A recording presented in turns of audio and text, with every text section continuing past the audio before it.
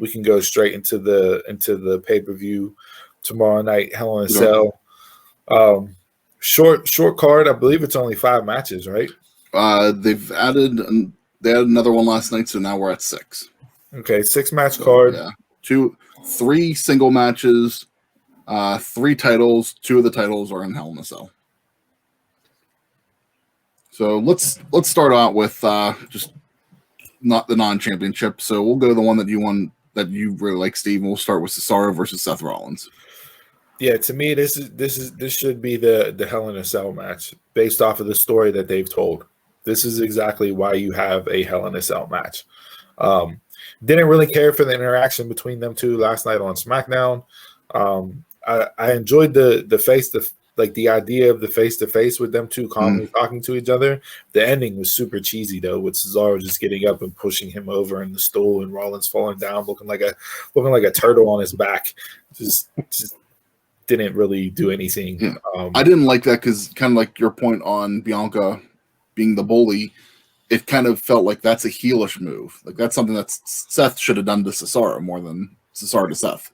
Exactly. That's why I said they don't even keep their baby faces in their heel. Like they muddle it in ways that are not benefiting to anybody. You know what I mean? If you want to muddle things and keep people in shades of gray so you can do heel or face depending on who they're wrestling, I understand that, but let's do it in a consistent way that at least benefits the people that are involved in those roles. And last night didn't do anything for Cesaro, like you said. So to have them have a straight up match was disappointing given the story told. With all that being said, I hate to say 50-50 booking here, but I think you're going to get Rollins beating Cesaro since Cesaro won at WrestleMania. Yeah. So? Yeah, I'm with Steve. I think Seth is going to win this, but I think hopefully the loss for Cesaro boosts them up to Money in the Bank, actually becoming Money in the Bank. That would be good. That's what I've thought going in. Unfortunately, I thought Money in the Bank was going to be what this month's pay-per-view, so I thought that it was going to be better organized, but I think Rollins is going to win this. I don't think it'll take away from Cesaro. I think maybe the reason why they didn't put it in Hell in a Cell is that this feud isn't over. You know, instead of hot-shotting it to end in Hell in a Cell, I think they'll probably maybe get another match at SummerSlam. That'll be the rubber match. But we'll just have to wait and see for that. All right, what's next? Next, we'll go into Alexa Bliss versus Shayna Baszler. Don't care. I don't care at all. No. I really don't. And I love Alexa. Shayna's been completely misused the entire time she's been up on the main roster. Yes. They've botched her, just as bad as any other hot NXT call-up that was presented in a way that suits her. She's a legit shoot fighter, and you've had her do bullshit the entire time she's been on the main roster. I don't care at all. I don't even want to predict this match. I really don't. Because honestly, I don't think you'll get like a finish. No, it's gonna be it's gonna be smoke and mirrors, it's gonna be tricks, it's gonna be fire coming up through posts, it's gonna be, black goo everywhere. It's gonna be a complete clusterfuck. So I'm not even gonna predict this match. I don't care. Okay. Alexa, just because the gimmick got to live on. That's it. To go to your comments, Steve, like I don't think I needed Shayna just the way they did her in NXT. Like I didn't need her to be like a dominant force on the main roster, but she deserved better than what she's gotten this whole time. I don't expect Shayna to win, so I'm just gonna go with Alexa just because. So we'll go into the next singles match of Kevin Owens versus Sami Zayn. Now, rumors were that this was going to be a potential for a cell match, and I would like to see them two in the cell just to see what creative shit they come up with because of how creative them two are when them two get in the ring together. They both know each other so well from teaming, with each other for so long, as well as wrestling each other for so long. That type of chemistry is few and far between opponents. But at the same time, it's kind of like all right, we're throwing them two together because we don't know what else to do with them. Mhm. So it's just like, oh, put Kevin and Sammy together because that works. Just cause. Yeah. Just cause, which is disappointing, especially after how hot Owens was with his run with Roman. Yep. You know, Sammy, I've enjoyed Sammy's, you know, conspiracy theories, gimmick, and everything since he's come back. But yeah, I'm kind of like, not that I'm over them two wrestling each other, but I'm kind of getting to the point where I don't want to see them two in the ring no more. Mhm. It's been too much, too soon. But with all that being said, I'm a KO guy through and through. First wrestling shirt I bought, and I couldn't tell you how many years, was a Kevin Owens shirt. So I'm going with KO for the win here. I would just like Steve. It's just too much. It's like I like them, they like fighting each other and that stuff, but it's just been constant. Like I seen it at NXT so many times. I seen it when they came up on the main roster. It's just too much for me, and I'm like completely over the two of them. Not over them, but just over all of them together. But I'm gonna go off the bed and go for Sammy. I mean, you got to give the and every bird gonna have to whatever the phrase is. Every squirrel got to find a nut. Yeah, yeah. You got to give them something sometimes. I agree. I think they've went to the well one too many times on this. And like you said, for how over Kevin was with Roman, you actually thought a couple times that Owens was going to become champion there.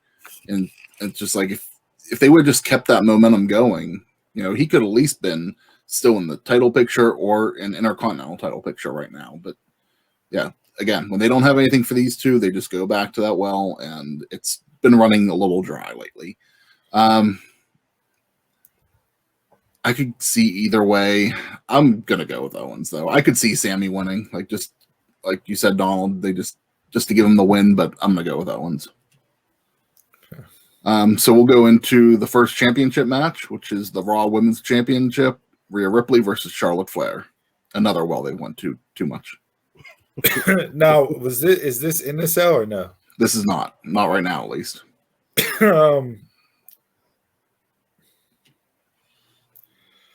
I don't like anything that they done with this. Rhea hasn't caught on the way that I thought she would. Mm-mm.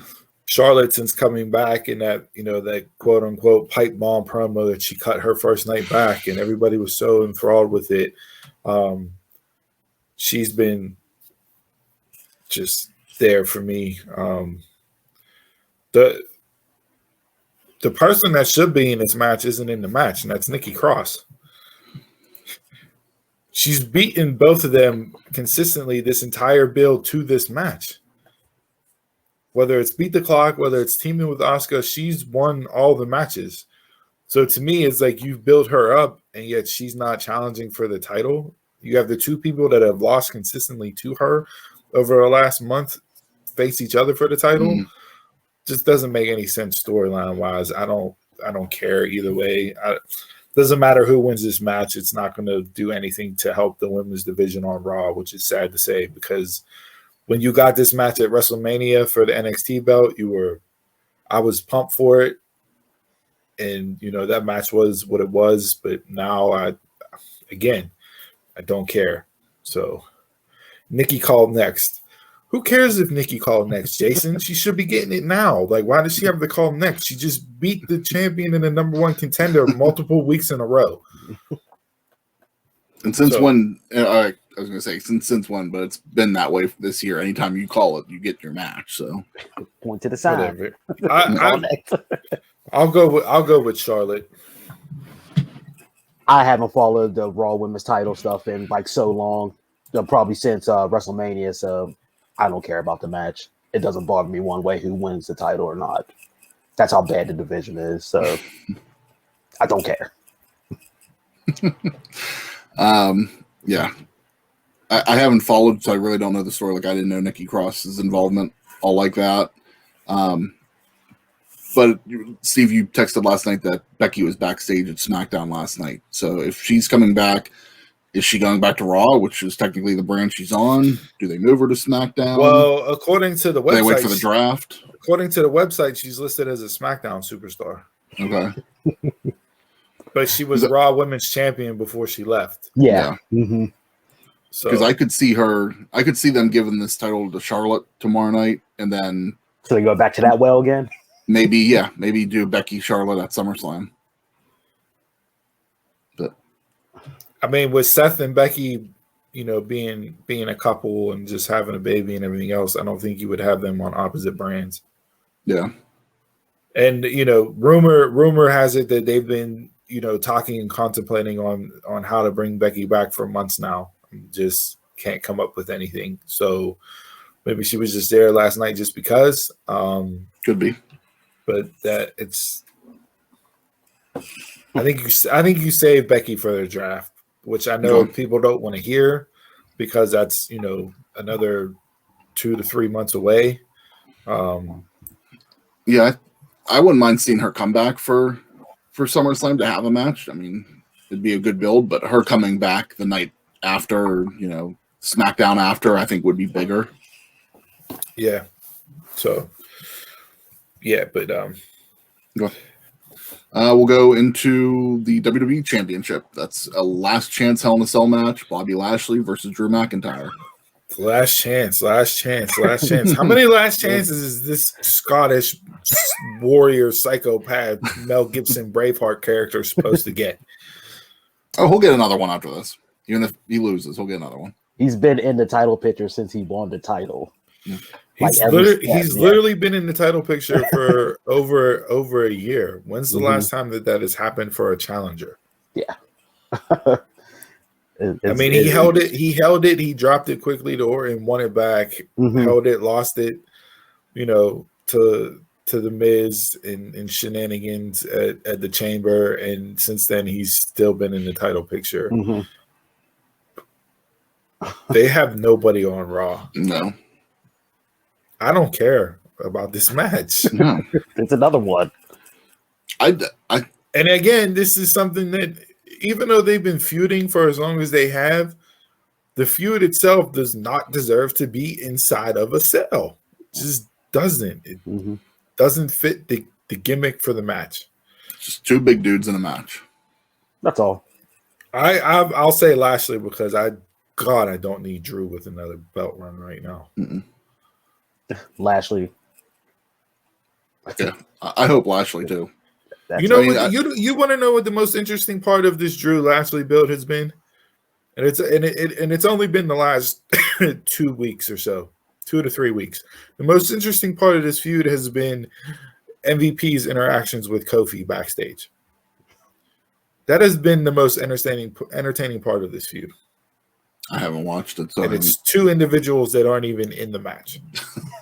It has me more interested than the two individuals in the match. What are they trying to do? MVP trying to recruit Kofi, or saying how Kofi was at the height during Kofi Mania. He's ever since then he's just been happy to be a lackey back in the New Day, and it's been really intriguing to watch that evolve so far. So that's been the most interesting part of it. Go on. So yeah, I don't need, give me Lashley because I don't want to see Drew win the belt again. Yeah, no, I don't need Drew as champ again. And it's true that Lashley wants Lesnar at SummerSlam. Not that I really want that match, but I think Lashley at least deserves to get what he wants. And if that's really what he wants. Well, reports were that Lesnar's not coming back anytime soon, so that may fizzle out. Okay. But those could just be reports to put up smoke screens, so it doesn't, the genie doesn't get out of the bottle too soon. I was going to say, I think I saw they removed him from the alumni section. He's back on the Raw roster or something. So, not that really means anything, but right. All right, so let's go to the last match of the night, the Hell in a Cell match for the SmackDown Women's Championship of Bianca versus Bayley. Again, I don't care. It's the theme of this card. Yeah. Bianca.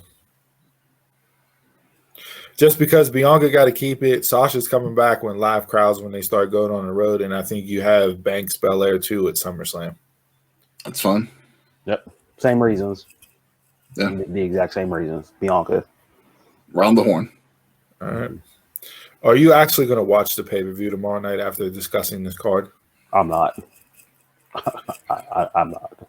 It really depends on what I have going on tomorrow because I'm not sure what we're doing at Father's Day, but I might go back and see what the matches are that people say are worth watching and just watch those. I'd But rather I don't watch, have really any interest to watch it live. I'd rather watch the College World Series than watch. Yeah, and after all the issues I had with Peacock with NXT, I'm kind of soured on that as well. So I may skip this one and just look back at recap for it, and if something stands out, maybe I'll go in and fast forward to that. But other than that, I don't. Like you said, Chris, I don't know if I'm going to actually plop down and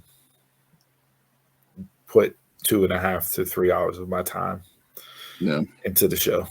Now it's like because now right now, and like I've talked like Kyle, like I just been on a little WWE break. Like I would watch this just stay current with the event, but I'm more interested once viewers come back for Money in the Bank. I'm looking more forward to Money in the Bank than I am for this event, and I don't even know anything about Money in the Bank yet. Well, it's just because you got a crowd there, and you would expect it to be like how the crowd was at Double or Nothing, where it's Hopefully rabid and everything else. But yeah, we'll see.